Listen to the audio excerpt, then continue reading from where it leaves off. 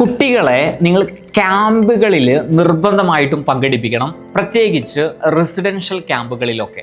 കാരണം എന്താണെന്ന് ചോദിച്ചു കഴിഞ്ഞാൽ ഓരോ ക്യാമ്പുകളിലും വ്യത്യസ്തങ്ങളായ ആക്ടിവിറ്റികളൊക്കെ ഉണ്ടാകുന്ന സമയത്ത് ഓരോ ആക്ടിവിറ്റിയിൽ നിന്ന് പല കാര്യങ്ങളായിരിക്കും കുട്ടികൾ പഠിക്കുക.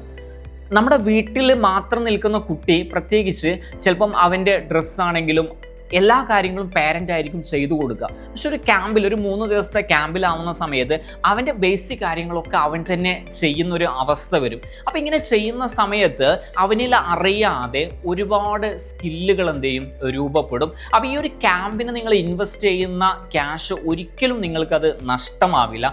ഫ്യൂച്ചറിലേക്ക് നോക്കുന്ന സമയത്ത് ഒരുപാട് ഗുണങ്ങൾ ഈ ക്യാമ്പിൽ പങ്കെടുത്തത് കൊണ്ട് ഉണ്ടായിട്ടുണ്ടാകും. ഇപ്പം എൻ്റെ ലൈഫിലൊക്കെ ഒത്തിരി ട്രാൻസ്ഫോർമേഷൻ ഉണ്ടായത് ഇങ്ങനെ വ്യത്യസ്തങ്ങളായ ക്യാമ്പിൽ പങ്കെടുക്കുന്നത് കൊണ്ടാണ്. അപ്പോൾ അതുകൊണ്ട് സ്കൂളിലൊക്കെ പഠിക്കുന്ന സമയത്ത് ഇത് കുട്ടികൾ കാണുന്നുണ്ടെങ്കിൽ നിങ്ങൾ നിർബന്ധമായിട്ടും NSSലോ സ്കൗട്ട് ആൻഡ് ഗൈഡൻസ് ഗ്രൂപ്പിലോ ഇതിലൊക്കെ എന്ത് ചെയ്യണമെന്ന് ചോദിച്ചു കഴിഞ്ഞാൽ നിർബന്ധമായിട്ടും പങ്കെടുക്കുക. അപ്പോൾ അങ്ങനത്തെ ക്യാമ്പുകളിൽ എക്സ്പേർട്ടുകൾ വന്ന് ക്ലാസ് എടുക്കുകയും അവിടെയുള്ള ഒരുപാട് കുട്ടികളായിട്ട് നമ്മൾ സംസാരിക്കുകയും നല്ല ബോണ്ടിങ്ങും ഒരുപാട് സാമൂഹികപരമായിട്ടുള്ള ഒരുപാട് കാര്യങ്ങൾ നമുക്ക് അവിടെ നിന്ന് പഠിക്കാൻ പറ്റും. അപ്പോൾ അതുകൊണ്ട് ഒരു ക്യാമ്പ് നിങ്ങളുടെ മുന്നിലൂടെ വരികയാണെങ്കിൽ ഗ്രാബിറ്റ് അത് അവസരമായിട്ട് പിടിച്ചെടുത്ത് അതിൽ നിർബന്ധപൂർവ്വം നിങ്ങൾ എന്ത് ചെയ്യുക, പങ്കെടുക്കുക എന്നുള്ളതാണ്.